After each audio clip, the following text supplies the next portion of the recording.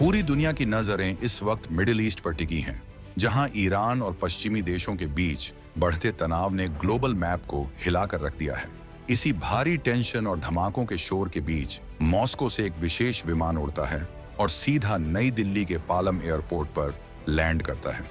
इस विमान में सवार है व्लादिमीर पुतिन का सबसे भरोसेमंद मोहरा, रूस के उप प्रधानमंत्री डेनिस मंतुरोव।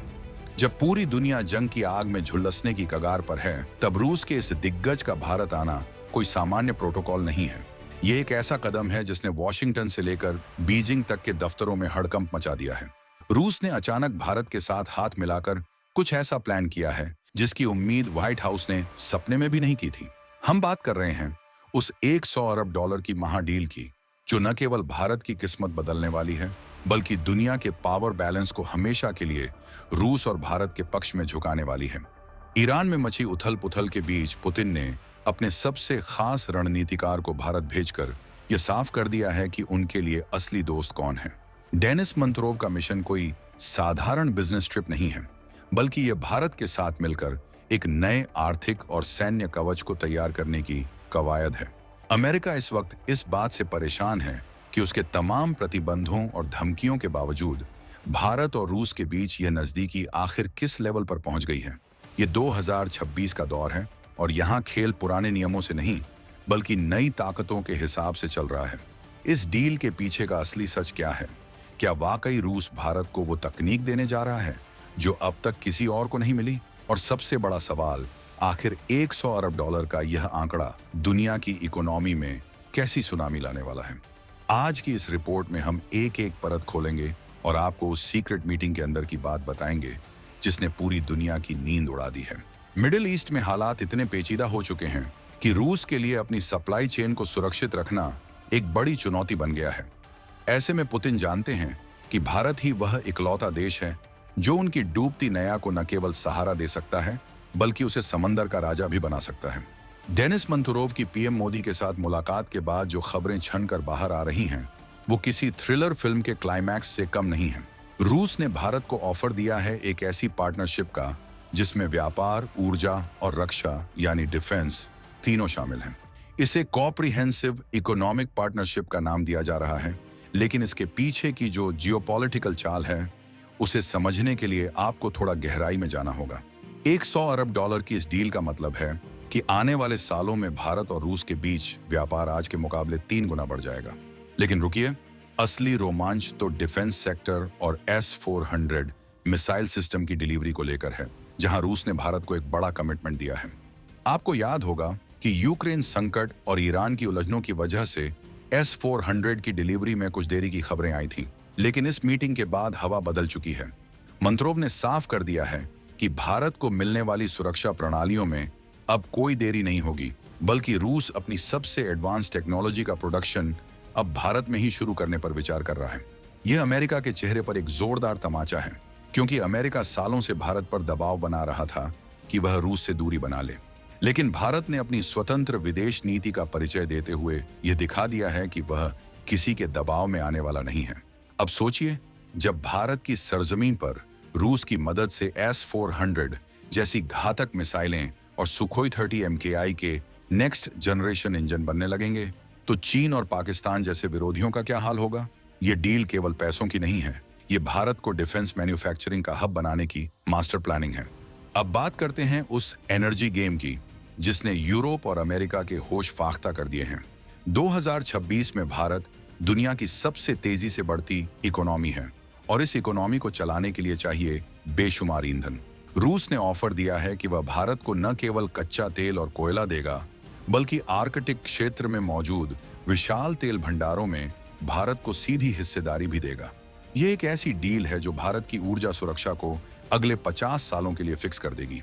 अमेरिका ने सोचा था कि वह रूस के तेल पर कैप लगाकर उसे बर्बाद कर देगा, लेकिन भारत ने रूस के साथ मिलकर रुपया रूबल ट्रेड को इतना मजबूत कर दिया है कि अब डॉलर की दादागिरी खत्म होती दिख रही है।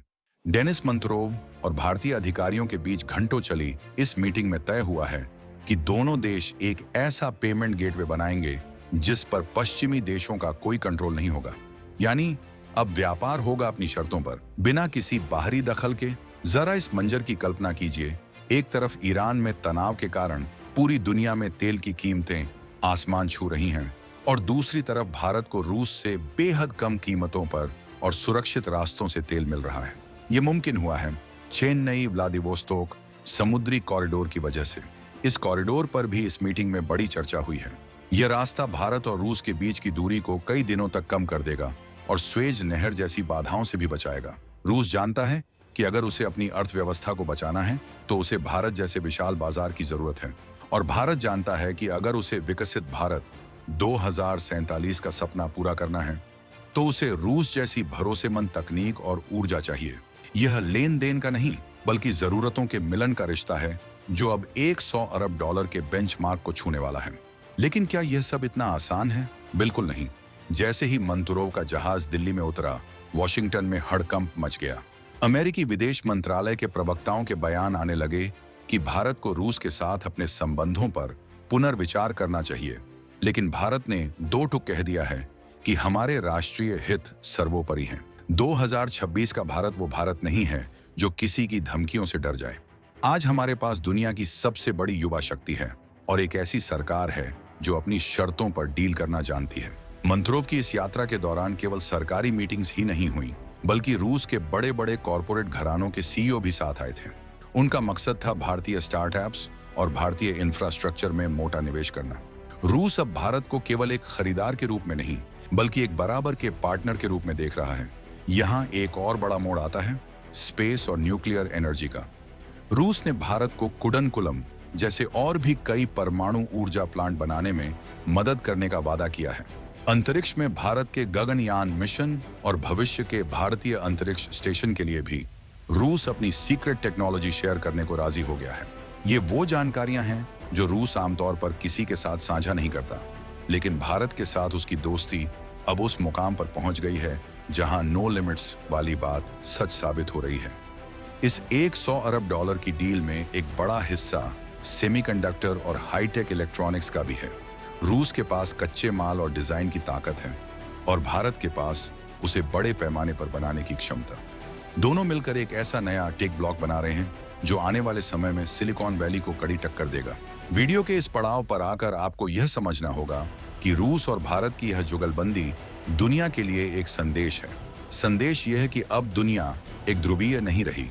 ईरान और इजरायल के बीच चल रहे संघर्ष में भारत ने बहुत ही संतुलित रुख अपनाया है। भारत ने न तो किसी का पक्ष लिया और न ही किसी के खिलाफ गया। भारत की प्राथमिकता है शांति और अपने नागरिकों की सुरक्षा। पुतिन ने इसी बात का फायदा उठाया है। उन्होंने देखा कि जब पश्चिमी देश प्रतिबंधों का खेल खेल रहे हैं, तब भारत एकमात्र ऐसी बड़ी शक्ति है जो शांति की बात भी करती है और व्यापार की भी। मंतुरोव की दिल्ली यात्रा इसी विश्वास का प्रतीक है। मीटिंग के दौरान चर्चा हुई कि कैसे रूस के सुदूर पूर्व इलाके को भारतीय लेबर और भारतीय निवेश से गुलजार किया जा सकता है। रूस के पास जमीन है, संसाधन है, लेकिन वहां काम करने वाले लोगों की कमी है। भारत के पास हुनरमंद नौजवान हैं। ये एक परफेक्ट मैच है। अब बात करते हैं उस सस्पेंस की जो इस डील के बाद गहरा गया है। आखिर इस $100 अरब में से कितना हिस्सा सीक्रेट डिफेंस प्रोजेक्ट्स के लिए है? सूत्रों की माने तो भारत और रूस मिलकर एक ऐसी डिफेंस सिस्टम पर काम कर रहे हैं जो S-400 से भी कई गुना ज्यादा घातक होगा। इसे प्रोजेक्ट कुशा के अपग्रेड के तौर पर देखा जा रहा है। रूस अपनी हाइपरसोनिक मिसाइल तकनीक का कुछ हिस्सा भी भारत को दे सकता है। अगर ऐसा हुआ तो भारत दुनिया का वो तीसरा देश बन जाएगा जिसके पास ऐसी अजेय शक्ति होगी। सोचिए, जब यह खबर बीजिंग पहुंचेगी तो वहां क्या हलचल होगी। चीन हमेशा से रूस को अपना छोटा भाई समझता आया है, लेकिन भारत और रूस की यह बढ़ती नजदीकी चीन के लिए एक बद्धा झटका है। रूस ने साफ कर दिया है कि एशिया में उसका सबसे भरोसेमंद साथी भारत ही है। लेकिन इस पूरी कहानी में एक ट्विस्ट और भी है। भारत ने रूस से यह भी कहा है कि व्यापार का संतुलन बना रहना चाहिए। अभी तक हम रूस से ज्यादा सामान खरीदते हैं और उन्हें कम बेचते हैं। मंतुरोव ने वादा किया है कि रूस अब भारतीय सामानों जैसे कि दवाइयां, ऑटो पार्ट्स और कृषि उत्पादों के लिए अपने दरवाजे पूरी तरह खोल देगा। इससे भारत के उन छोटे व्यापारियों को बड़ा फायदा होगा जो ग्लोबल मार्केट में अपनी पहचान बनाना चाहते हैं। यह डील केवल दो सरकारों के बीच नहीं बल्कि दो देशों की जनता के बीच की समृद्धि की डील है। 2026 तक के आंकड़े बताते हैं कि भारत में रूसी पर्यटकों की संख्या और रूस में भारतीय छात्रों की संख्या में रिकॉर्ड बढ़त हुई है। ये सॉफ्ट पावर का वो कमाल है जो किसी भी राजनीतिक संधि से ज्यादा मजबूत होता है। ईरान की जंग के साये में जो यह नई धुरी बन रही है, वह भविष्य के वर्ल्ड ऑर्डर की नींव है। अमेरिका इस वक्त लाचार है क्योंकि वह न तो भारत को खोना चाहता है और न ही रूस को और ताकतवर होते देख सकता है। भारत ने बहुत ही चालाकी से अमेरिका को यह समझा दिया है कि रूस के साथ हमारे संबंध किसी तीसरे देश के खिलाफ नहीं है, बल्कि ये हमारी अपनी जरूरतों के लिए है।